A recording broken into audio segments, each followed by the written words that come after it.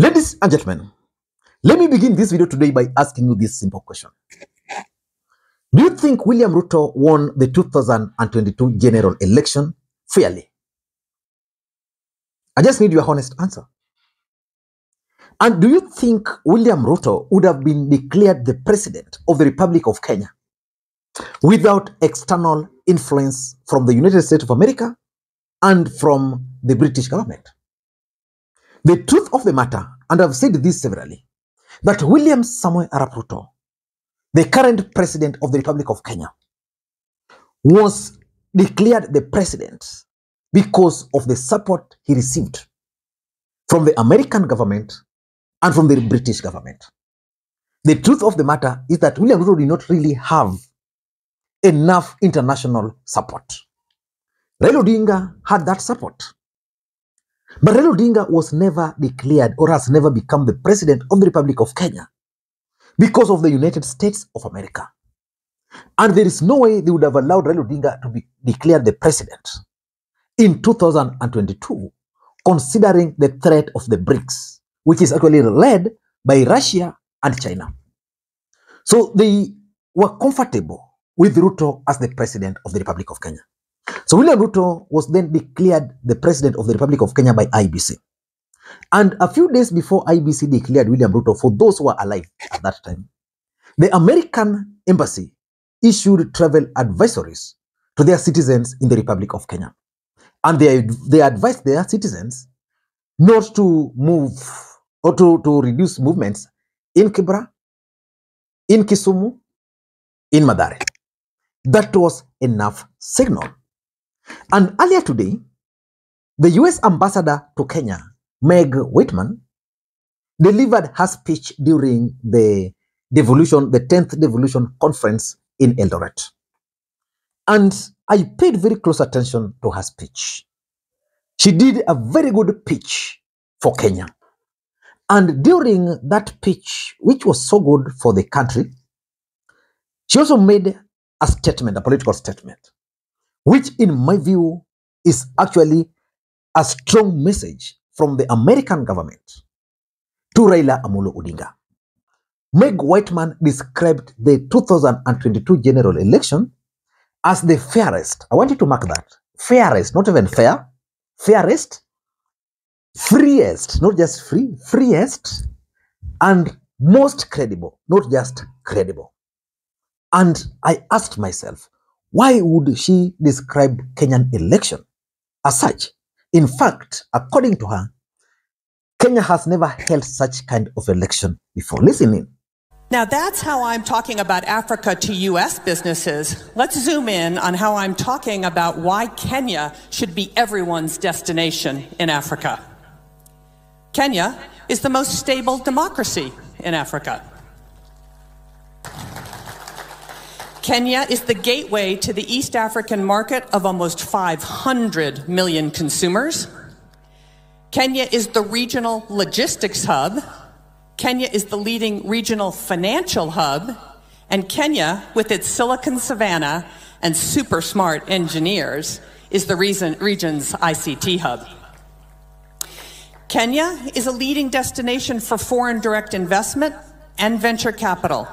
And Kenya has a young, educated, entrepreneurial, and English-speaking workforce. Kenya generates, as I said, over 93% of its energy from renewable sources, and Kenya's largest export market is the United States. Let me repeat, Kenya's largest export is the United States, and we feel Kenya is ready for liftoff as it diversifies. Let me unpack a couple of these areas. Democracy.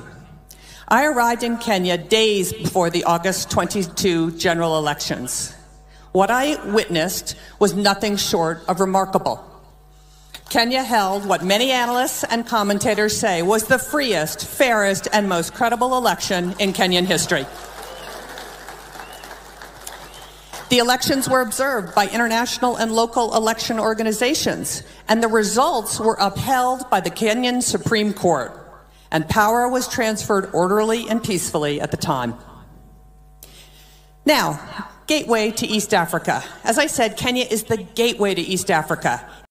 So the question is, what message do you think she was passing to the country and to the world at large?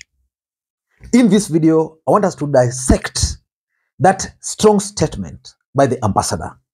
But before we do that, in case you're watching this channel for the first time, please take a second or two, click that subscribe button so that next time we produce a video like this, YouTube will automatically notify you.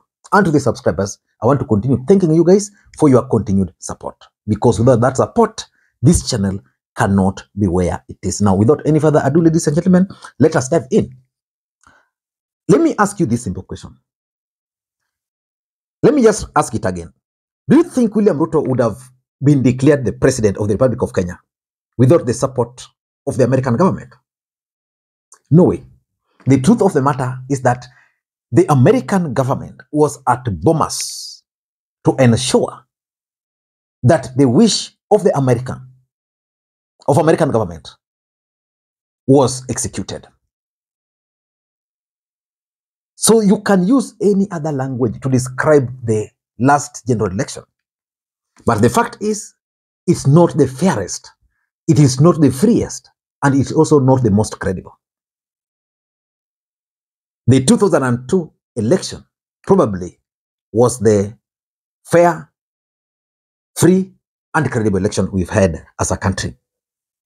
But let us not get there. One thing I know for sure is that there is no way, and Raila Odinga and the Azimio brigades must know this, there is no way the American government will allow William Ruto's government to fail.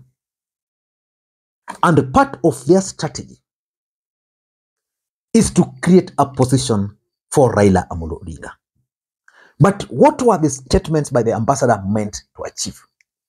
Number one, that statement, if you ask me, was a direct message from the American government directly to Raila Odinga and Azimio brigades. And that message is simple, that the issues of elections were done and dusted.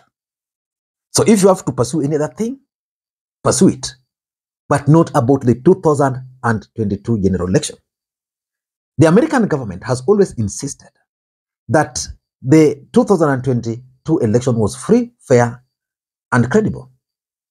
But look at it from a different perspective. How can they give William Ruto that legitimacy? They must prove that indeed the elections were free and fair. Remember, if you've been following the Twitter handle of the Russian embassy, they've been talking of American interference with the internal affairs of other countries. This is one of the cases. So the truth is, Joe Biden has not told Raila Odinga that the issue of the 2022 election is now done and dusted. If you want to go for another election, please wait for 2027 and try your luck. So for me, that's the first message I'm getting. And it's a very clear message. So unless Raila Odinga and the team are closing their eyes, they are being told that the elections is over. So the demand is putting about the servers. It's not going to be here nor there. Number two, that statement, if I were to analyze it clearly, is actually intended to influence the outcome of the bipartisan talks. The other day, I opined on this platform that based on what I was observing, there must have been a very powerful force behind the talks. And that force is now manifesting itself, the American government. But they want to dictate the outcome of the talks. So that when Raila Odinga will be going into the talks, he will not be allowed to come up with the issue of servers. Because if the issue of the servers were to be looked into, it might actually expose external interference. And also it will bring some instability to the country. So if you ask me, the American government is very clear. They want Raila Odinga to go into that talks with one outcome: the office of the official opposition. And I've been saying it here, that the intention is simple. Ruto is their man, but they know Ruto. So William Ruto must be given a proper checks and balance. And that can only happen with a very strong opposition, which is funded by the government to do their work. So by doing that, it means they'll protect Raila, they'll protect the opposition will offer their mandate, but William Ruto will continue ruling. And William Ruto will serve their interest. Why do you think William Ruto never went to Russia when the other heads of states were going to Russia? Let me know. Let's just be free and fair. If you know the answer to why William Ruto never went to Russia when the rest of African leaders were going there. Because of the American interest. So they have high stakes in Kenya. And that's why the pitch by the ambassador, in my view, was timely. But she had to add some political statement there. Number three, the third intention of that speech was actually intended to protect the American project, which is William Ruto. You know, William Ruto has been under a lot of attacks from Azimio, sponsored demonstrations, claims of economic sabotage and the rest. So the Americans are telling Raila, you can demand whatever you want to demand, but not about election. That was done, dusted. Number four, I'm also sure that the American ambassador was actually just trying to preempt Raila Odinga's speech.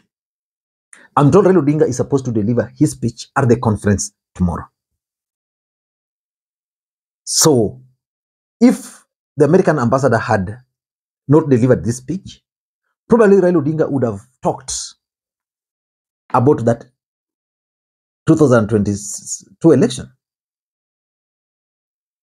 Probably he would have explained himself. But now we have the superpower telling you that, okay, elections were done, they were the most free, they were most fair, and they were the most credible. What do you do? And you ask the next person to give a speech. You can't contradict them. That would ignite a debate. And lastly, I'm also trying to conclude that William Ruto has actually embarked on a diplomatic charm offense mission. And it's actually paying off. You know, it's not easy. This is not the first time this ambassador, the same ambassador, has been heaping praise on the Kenyan election. This is not the first time. This is not the first time. Severally, she has done that. So probably I think William Ruto decided to apply charm offense mission and maybe lobbied through the lobbyists in the United States of America. And now the American government is now coming in to directly address Raila Amolo Odinga. The other day, you saw the senator for Delaware, who is a close ally of Biden, meeting Raila Odinga. What do you think they discussed? Do you think the senator would have arrived in the country without holding a meeting with the ambassador? And why do you think the ambassador was missing in that meeting? So probably the American interest. I don't know what you think, but that's my take. Thank you guys. And until tomorrow, may you have a good day. Bye-bye.